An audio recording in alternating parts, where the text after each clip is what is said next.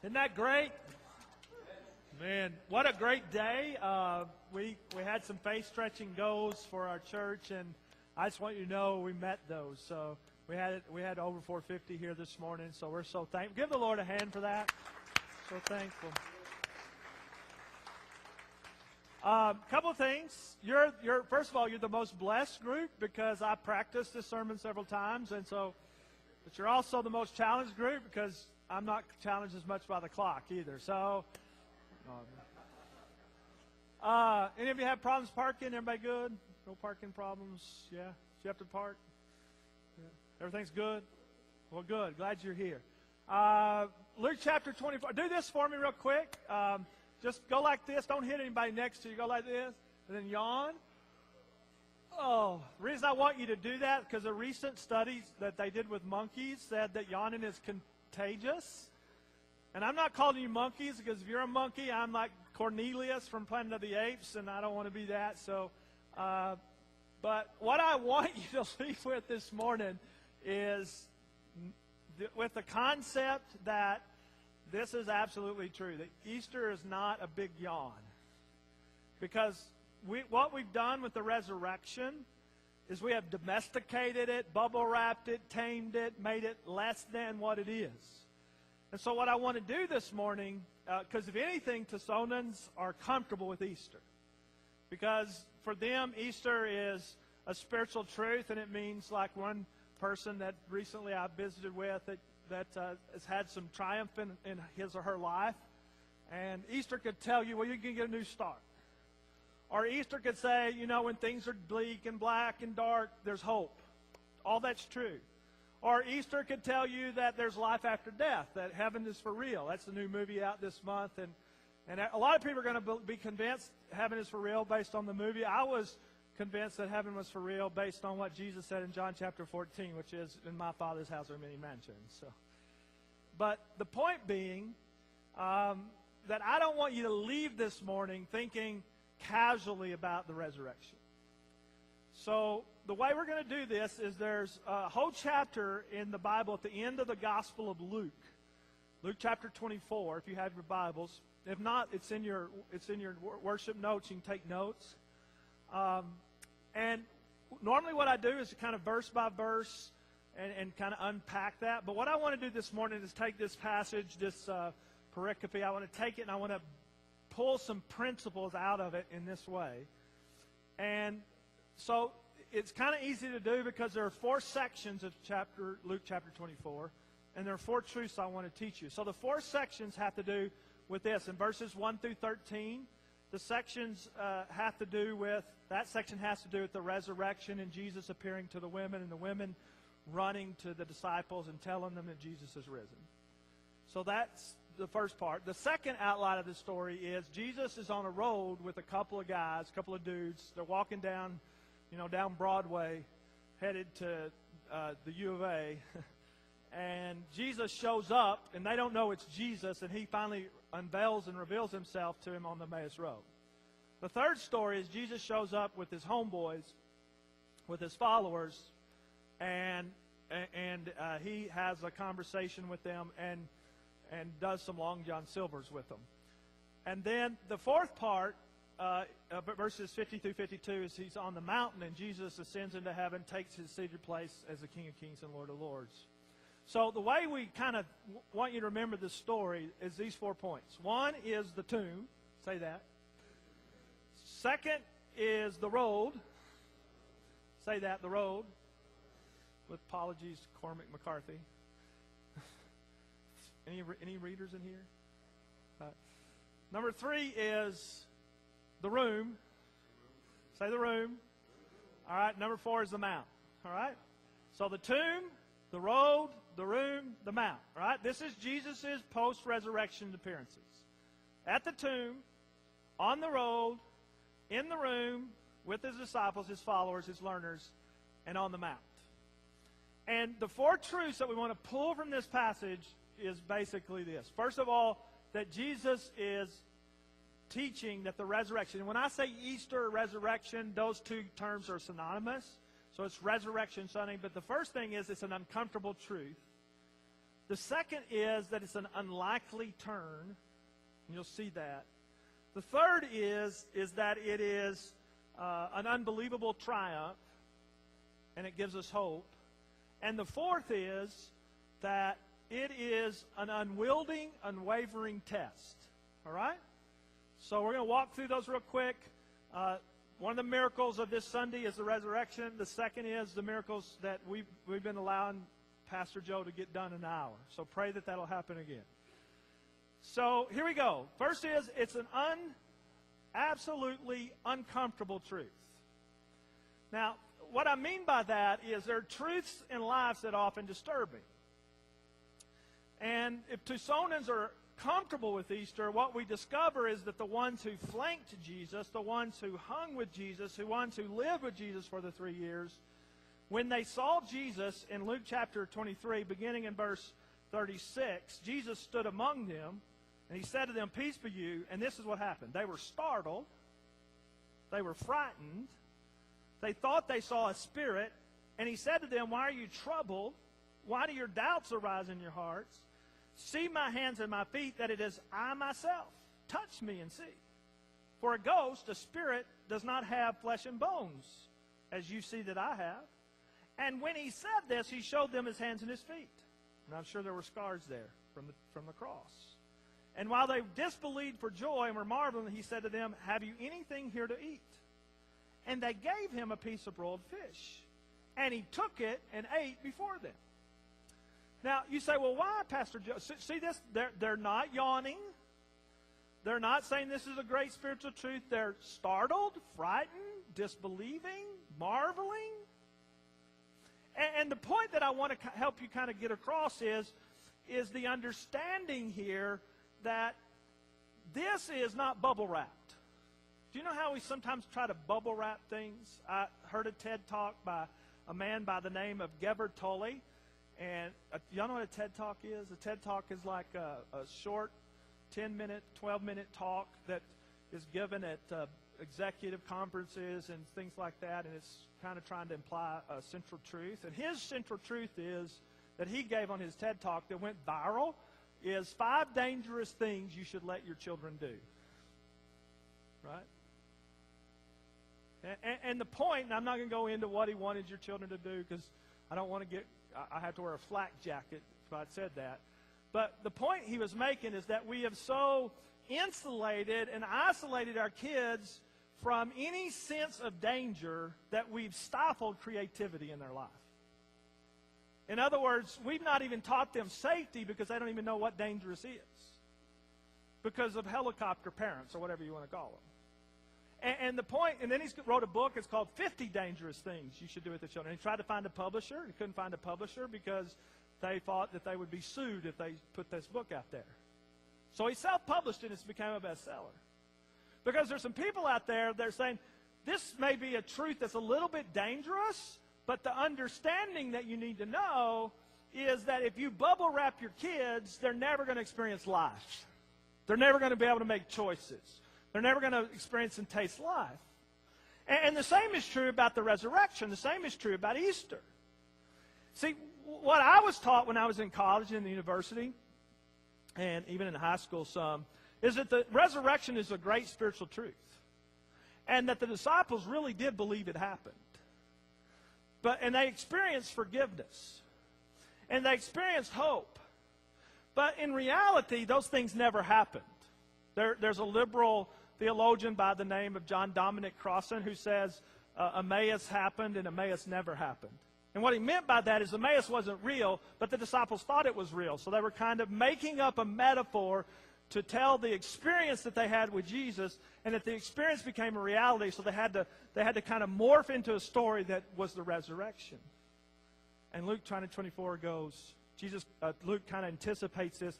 By the way, when Luke writes, if you open up Luke chapter 1, he says, "Oh, excellent Theophilus, I wanted to write a real detailed account of what Jesus did and said and taught." And so what Luke does is says, "Oh, yeah?" So when you read this story, Jesus appears and he says, "I'm not a spirit. Touch me. Feel me. But I'm real. I'm the real deal." In fact, at Lent's over, they have fish and chips. Are you with me? Now, a Ghostbuster's not eating fish and chips. A Spectre doesn't eat fish. Like some of you are going to have fish and chips afterwards today. See, the problem is when you read Luke chapter 24, it doesn't seem like an omniscient narrator telling the story. It sounds like an eyewitness, like KGUN 9 News. And it gives details that you wouldn't include if it was just a narrative story. And the point that you need to kind of get is that it would be trivial and silly to put these details in the story if they weren't true. And then what really kind of catalyzes it for me and kind of helps me understand that this is the case is at the end of it, look at verse 52 if you have your Bibles. In verse 52, when Jesus ascends into heaven, the followers who were with him there worshiped him. Now that may not seem that strange, but here's why it is strange. Do you know what the background of his followers was? They are Jewish.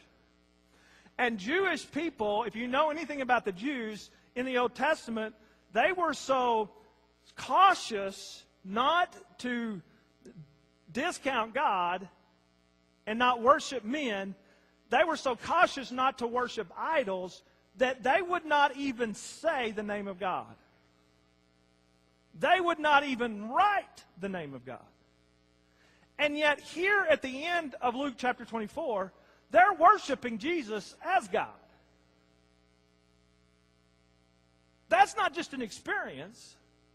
That's coming face to face, not preaching in the early church as a symbolic representation of some higher spiritual truth, but as a horribly hard, bare, inconvenient, but impossible to dismiss fact. This is fact. This is fact. This is fact. And you have to deal with it. Now, you see why that's important? Because if it's fact, if it's an uncomfortable truth, like if I find out uncomfortable truths about myself, I have to deal with it. If I'm obese, I've got to deal with it. That's part of what I've been dealing with. That's an uncomfortable truth to look in the mirror and say, you're fat, but you're fat. You've got to deal with it. Right? Or you're an alcoholic. I'm an alcoholic. I'm not, but if you were, you have to deal with those uncomfortable facts to change. Here's the uncomfortable truth. This doesn't resonate in our society today because the way we make up our minds about what we believe is whether we like or dislike something. Right? Facebook. Like. No, I don't like that. I'm not going to. Right? Check like. You know, it's like that old song, if you like me, check yes. And the way we decide whether we believe something is whether we are, if it's preferential to us, or by my opinion, I think it's a good deal. But here's where this kind of slaps you in the face. And it's why I have some kind of sympathy or empathy or some, because I've been in their shoes, because I was skeptical before I came to Jesus, with people who aren't followers of Christ. Because this isn't just some spiritual kumbaya moment where we stand around a campfire and hold hands and say, happy day, happy day, happy day. This is life-changing truth. And if you're going to deal with it, so a lot of people come to me, and earlier on in my ministry, they would say things like this to me. They would say, I could never become a Christian because there are parts of Christianity that I just can't jive with. And back in the day, when I first started pastoring, it was about money. Do you know what it's about today in Tucson? I can't become a Christian because of what it teaches about sex. And my point with that matter is, are you telling me, and this is the way I kind of responded to that, are you telling me that because you don't like this part of what the Bible teaches, and the part of the Bible you don't like, that Jesus Christ couldn't have risen from the dead? And no, I'm not saying that. So my point is this. Why don't you, and I'm not saying that all the Bible is true, but it's not equally important. In that, if I would just put this front and center. If the resurrection is true, then you got to deal with the rest of the Bible. If the resurrection is true, then why vex yourself with any of it? So the uncomfortable truth that you have to kind of understand is that the resurrection, what else would change? A group of frightened followers of Jesus who bailed on him. And by the way, if the church has hurt you and the church has wounded you in the past, know this: no one wounded Jesus like his original followers. Because they bailed on him. Could you not pray with me 1 hour, he says? And when he was needing them the most, they left. So we have some good examples of how unfaithful the church can be. But the point being is that they were not preaching in the early church anything but a paradigm-shifting, earth-shattering, historical event and uncomfortable truth that Jesus rose from the dead. And the question for you this morning is this: what do you do with those facts? Not just like or dislike, but what do you do with it?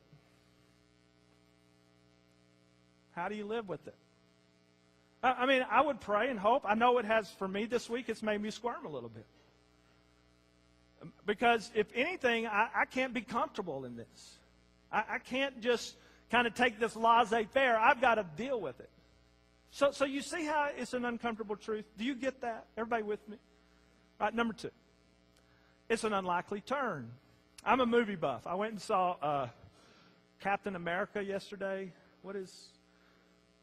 Man, it's so good. Don't leave till the end, because they do this little thing in the credits. It's really cool. I mean, it's a great movie. I enjoyed it. It reminded me of my youth. What? You know, when he was kind of scrawny and couldn't get in the army, it reminded me of my youth. But I like movies. I'd go every day if I could. I don't just see anything. I'm particular what about I see. I mean, because some of them aren't worth seeing. But one of the movies that I like is The Sixth Sense. Anybody seen The Sixth Sense? It's an older movie, right? It's got Bruce Willis and, what's that guy's name? Haley Osment? You don't know? Well, what good are you sitting on the front row if you don't know what it is? Who?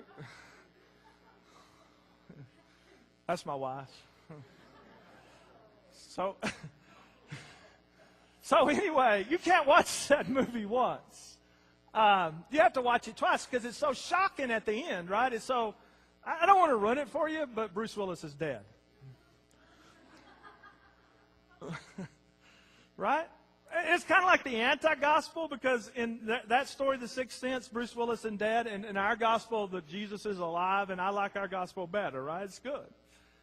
But the second time you watch The Sixth Sense, you go back because, you know, the young boy says, I see dead people. And what you discover at the end is that Bruce Willis is that dead people. And so when you go back and watch it the second time and he's like talking to his wife, you recognize or you notice they don't even know he's in the room. She's looking away or talking like that. It's like, oh, I didn't see that. When you read Luke, what the resurrection does is reinterpret the rest of the story. In other words, it begins to make a coherent sense of the mess that's been going on for centuries, really, and especially since Friday. I mean, it reinterprets. In fact, when he first talks in Luke chapter 24 to the women, he reminds them, remember that I said that I must be delivered unto the hands of sinful man and be crucified and on the third day rise. And they remembered his words. In other words, they began to understand what he was saying. And when he's walking with the dudes on the road to Emmaus, which is one of the most comic things in the Bible, that here they're walking with Jesus and talking about Jesus, and Jesus is there. And he basically says, Jesus says to him, what are y'all talking about? What are y'all hanging out about? And he basically says, well, haven't you heard what's going on? That this guy showed up in Jerusalem, and And Jesus of Nazareth is a prophet, mighty in deed and word before God and all the people. And our chief priests and rulers delivered him up to be condemned to death and crucified him. We'd hoped he was the Messiah that was going to redeem Israel. And it's the third day since these things happened. And then he says in verse 25, "O foolish ones," he's talking to these two dudes, "and slow of heart to believe that all the prophets have spoken, was it not necessary that the Messiah, the Christ, should suffer these things and enter his glory? And beginning with Moses and of all the prophets, he interpreted to them in all the scriptures the things concerning himself." See what he's doing? It's like the sixth sense. He's going back and saying, look. When Moses was talking about the sacrificial system, he was really talking about me. When the Bible talks about the temple, it's about me. When you see the prophets talking about a Messiah, the suffering servant in Isaiah 51 and 53, that's talking about me. It's pointing to me. It's about me. The Bible's about me. That the cross was about me, and the cross wasn't the end, but it was the beginning. And the resurrection was vindication. And so when we come on Easter Sunday, see, Nancy tells me sometimes it's kind of one of the ways she judges my sermons. She says, I love your history and stuff, and it's informative. But sometimes you sound kind of like a Bible study teacher or a Sunday school teacher. But when you talk about Jesus, it comes alive. See, here's the deal. Here's what you need to understand. That this is an unlikely turn because the Bible, and if you don't get this, it's not about archaic minutia. The Bible, when we get to Daniel and we look through Daniel 6, 7 to the end, what we're going to discover is about the end of time. But I'm going to tell you what the end of time is about. The end of time is about Jesus. About Jesus ruling and reigning. About meeting Jesus and living with Jesus and obeying Jesus and following Jesus. Now you see how it's vindication? Now think about it. Jesus is the Messiah. But the concept in Jewish history of the Messiah, what does the word Messiah, Christ mean? Anybody know? The anointed one, right? The king. He's the coming king. But if he's the coming king, how in the world could he be crucified? If he's favored by God and blessed by God and belongs to God, then how is it that he's hanging on a cross? I mean, the Bible, I think it's Deuteronomy 18, says this. No, it's Deuteronomy 21. Deuteronomy 21, it's at the end of the chapter, says this, that cursed is anybody that hangs on a tree. So how could he be anointed? How could he be the Messiah? How could he be the anointed one if he died on a cross? See why the resurrection's important? Help me. It vindicates Jesus. It proves that Jesus is the anointed one, that he is the favored one, that he is the blessed one, because he's the only one I know that crawled out of a tomb, that rose from the dead. By the way, the tomb was not, the stone was not rolled away so Jesus could get out. The tomb was rolled away so you could see in. Right? He didn't need the stone to be rolled away to get out of the tomb. But the reason is it's the vindication that he's the Messiah. And that he wasn't dying for his sins. He wasn't cursed by God for his sins. He was cursed by God for my sin and for your sin. And he's the anointed one. He's the Messiah. And it's an unlikely turn. It's not what they were expecting. Does God ever work in your life that way? I mean, things are kind of dark and desperate, and it's Friday, or it's Saturday. And you're wondering, what's up, God? I mean, this isn't turning out, this marriage isn't what I expected. This job wasn't what I was looking for. My kids doing this, no, that wasn't on my agenda. This addiction in my life, nope. Somehow God takes that, if you allow him to, and he takes the mess of my life, He makes a message. Makes something beautiful. Makes something extraordinary. So that's what God can do with an unlikely turn. So the question is for that to happen, you got to take what it is that it's your life, and you got to put it in His hands, and you got to say, God, here it is. Here's my life. I'm trusting you to vindicate it, to make the best of it. You see, number one, it's an unlikely turn. Number two, or an uncomfortable truth. Number two, it's an unlikely turn. Number three, it's an extraordinary triumph. So there's this vignette, and I'm going to mention this name at the end, so hang on to this name, but Bloomberg News. Have you ever heard of Bloomberg News? So Bloomberg News did this vignette, and you can Google it and look it up. I mean, you can do it while I'm preaching. I don't care. And so it's this visual vignette. Just prove if I'm true. And it talks about the end of life and how people die. And one of the things that's discovered is that in 2014, we're living longer lives. We're dying at a later age. Right? It's not unheard of for people to die in their 80s now. Not saying that everybody. But one of the other things that it's told me, and as I looked at it, it was just extraordinary when I saw this, because I guess it's my range, my age range.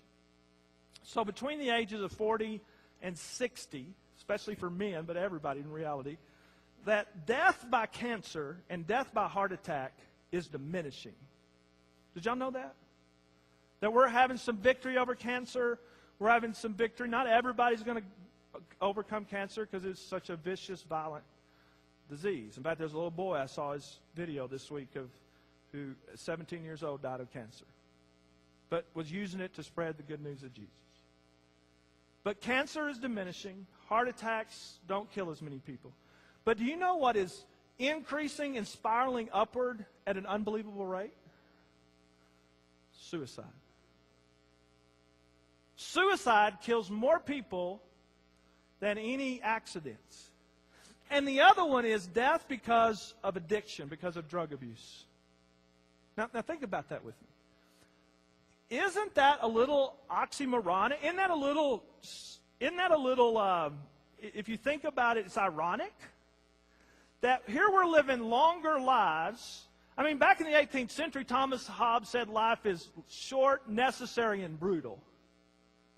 But now we're living longer lives, but our hope is less than it was a century ago or 2 centuries ago. Now, why is that? Why are we the most drug-addicted, prescription-popping culture, therapeutic culture in the history of the universe?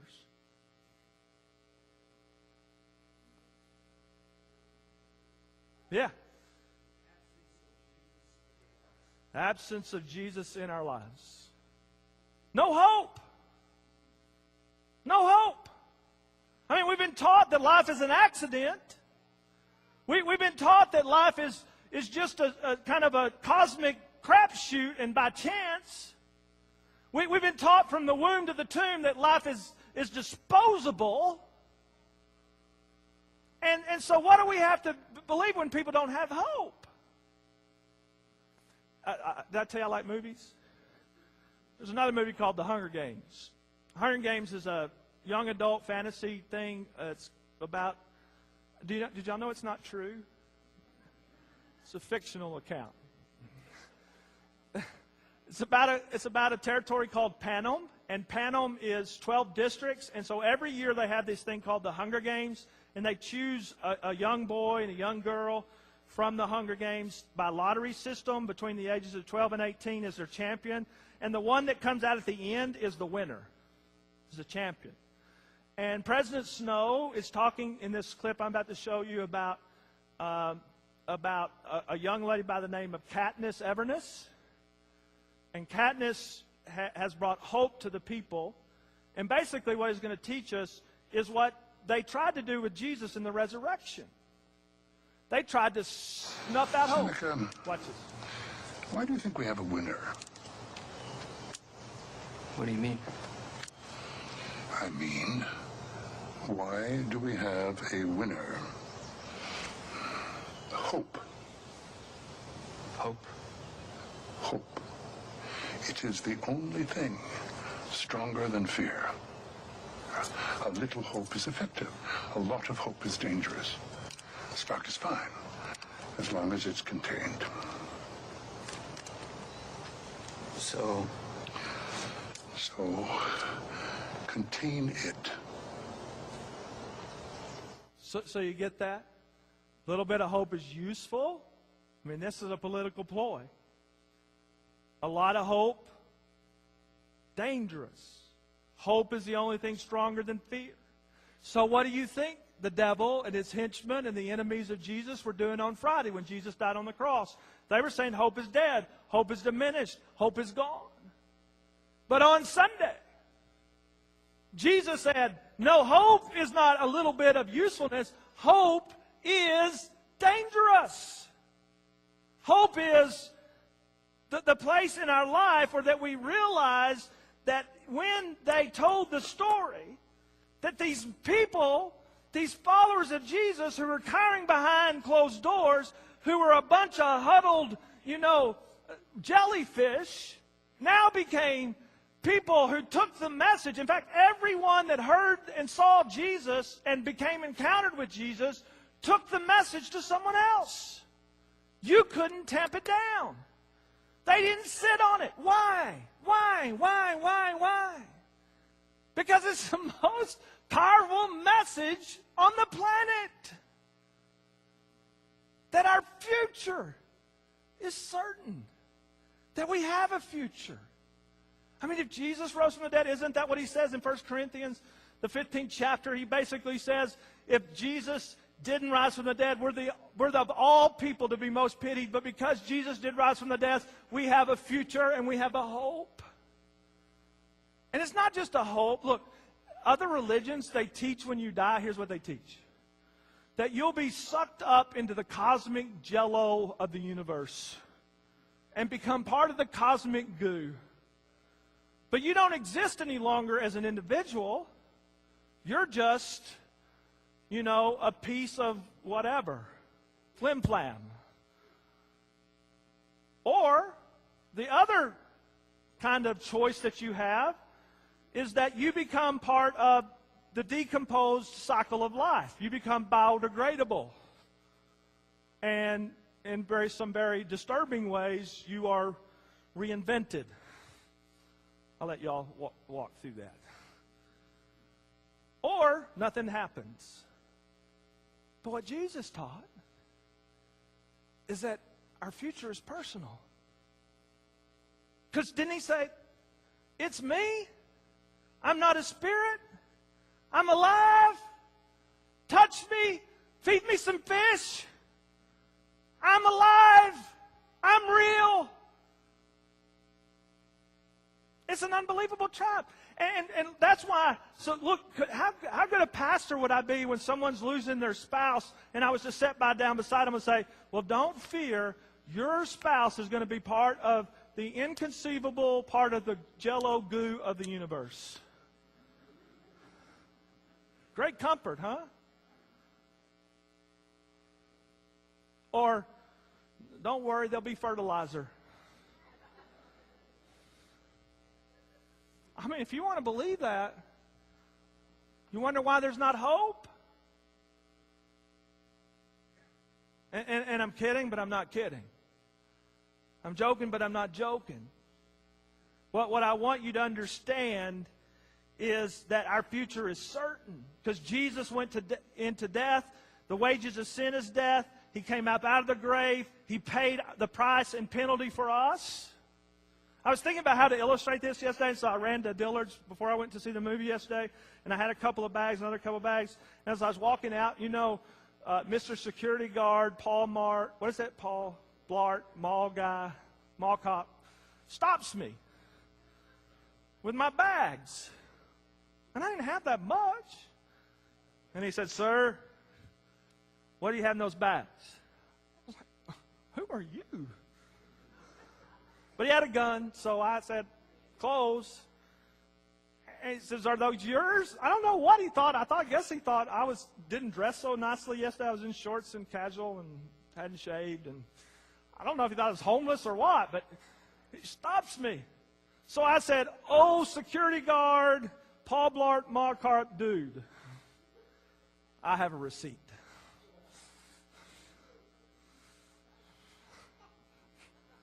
And he goes, "Okay, you can go."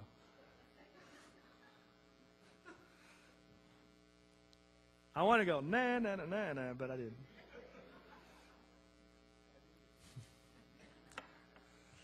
The resurrection is a giant receipt that you can know your future is certain if you believe in Jesus. Here you go, devil. You can question me. You can call into question my credentials. You can call into question everything in my life. But I've got the receipt. Jesus paid for my life. He came from the grave. My future is certain. And it is unbelievable. Unbelievable. Incontainable. Incomprehensible. Isn't it, Nancy and I went to Angelo State University, and we lived in these little huddle apartments that were not very big. In fact, our apartment was so small that the sink, you couldn't lay the plate down. It stood up sideways. But it was a wonderful place. Right? Wasn't it a wonder? I mean, the reason it's wonderful is because that's where she got to know me. I mean, it was just great.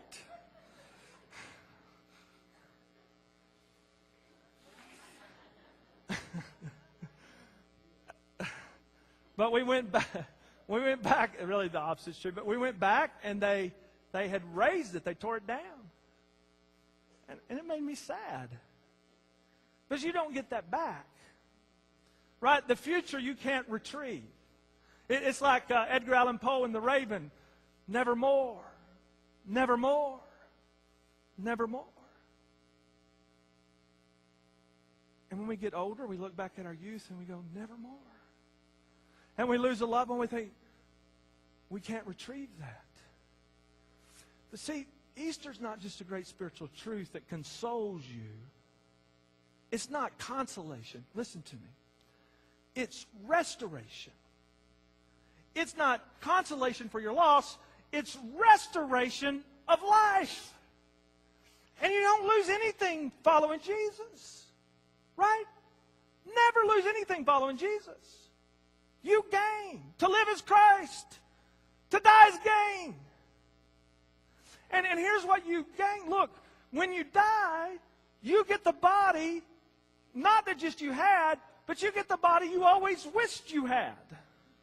Without platinum fitness. Right? I'm going to get to play the piano like Bob Rawdon. And sing like my wife. And play the guitar like David Taylor. And have rhythm. Thank you, Jesus. I'm going to have rhythm in heaven.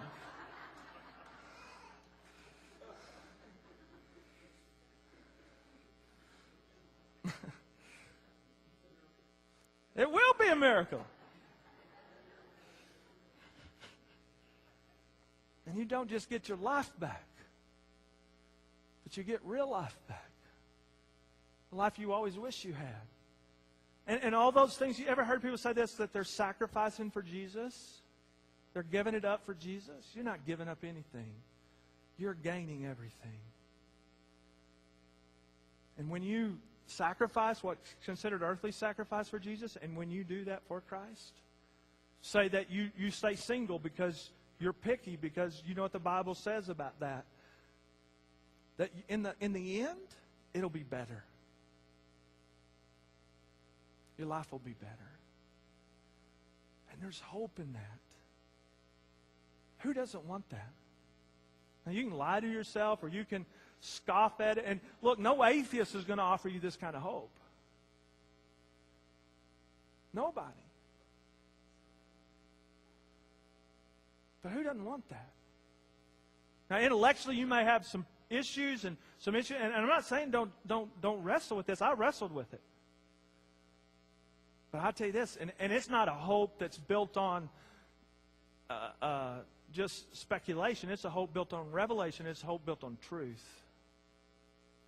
So you see where I'm coming from? It's an unbelievable trial. It's an unlikely turn. It's an uncomfortable truth.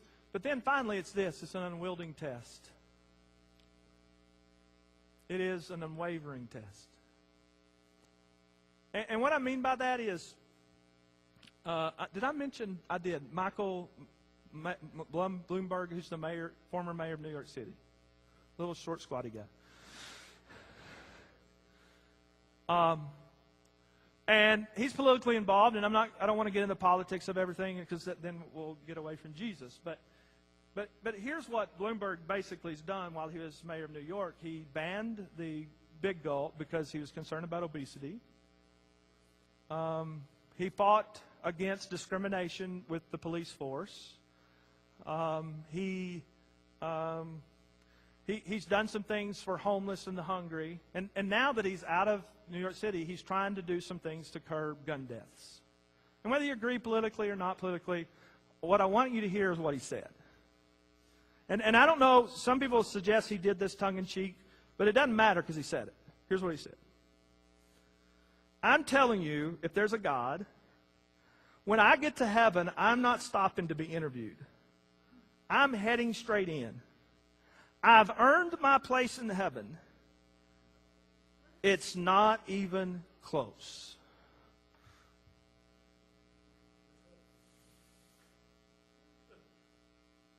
Now, does that sound arrogant? But see, here's the deal. It may sound arrogant, but there's a lot of people living life exactly that way. They may not be as blatant in what they say, but by their lips and their life, they say, I'm good God. Me and you, we got this kind of special kind of deal going on, and when I get to heaven, we just skip the interview thing. I've done enough good things in my life that you're going to let me in.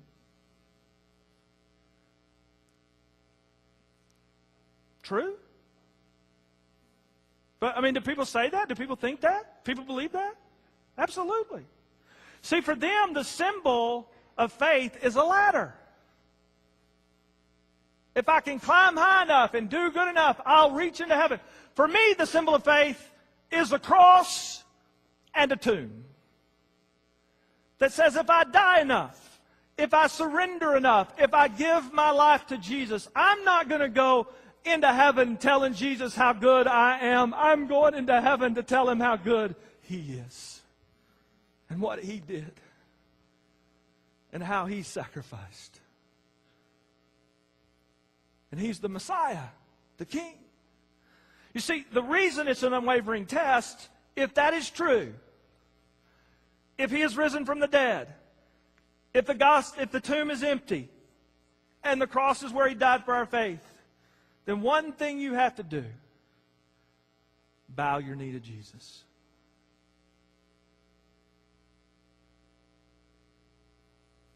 Bow your knee to Jesus. Not just one day a year. Not just 1 month a year. One week a month. Not just one Sunday every once in a while. Not just one day a week. But if Jesus is king, he's not just king of a little sliver of the planet called Palestine. If Jesus is the anointed Messiah who came from the tomb, he is King of kings and Lord of lords, not only over earth and every molecule on the earth, but over the whole universe, and he's Lord over your life.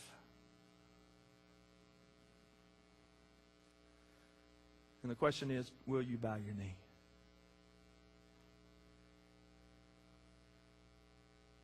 Will you surrender? So there's a little card in front of you, and it talks about next steps. And I don't know what the next step is for you. I'm going to just walk you through that. If you'll grab that card, this is our response time. And for some of you, the next step for you might be, I'm just going to explore this thing called the resurrection. I want to see if it's true or not. I challenge you to do that. Make it a front burner issue. Make it a part of your life. I did that when I was 18 years old. I was a skeptic. I didn't know if this was true. And I came to a point of faith. I didn't have all the answers, but I have enough of the answers to believe. And the more I believe, look, I base my faith not on a leap into the dark, but in a leap into the light. And so for you, it might be that. For some of you, you're Christians. You've never followed through with baptism. For you, the next step that's just the next step. Jesus did it. He walked 70 miles to be baptized. He was baptized in the River Jordan, came up out of the River Jordan. You've never been immersed and baptized. You need to do that. Some of you need a church family, a church home. You've kind of been spiritually AWOL. Maybe the church has hurt you or wounded you. Remember what I said? You're going to get wounded and hurt. But we're going to be authentic here. We're going to be real here. We're going to tell you you're going to get hurt. But we love Jesus. This church loves Jesus. It has for 50 years. It's done a wonderful, marvelous job. And if I can say one thing about Sabino Road Baptist Church, they will love you. They will love you. Or it may be that you need to take the next step of forgiveness or in a relationship or commitment, or I don't know what it is. I'm not asking you. I'm not your Holy Spirit. I can't tell you what it is. But for some of you, you know exactly where you need to be obedient to God. And we had some folks after both services say, I need to be baptized. And they're going to do that next week. We had some folks that, I want to come to your next step class the 1st of May. I don't want to be a part of this church. Praise God. Look, if it's not this church, if this is not the place for you to hang, that's great. Find a Bible-believing, Jesus-loving, Jesus-following church. Go hang there. That's A-okay. But find a place. If you don't have hope this morning, would you put your hope in Jesus? Pray with me.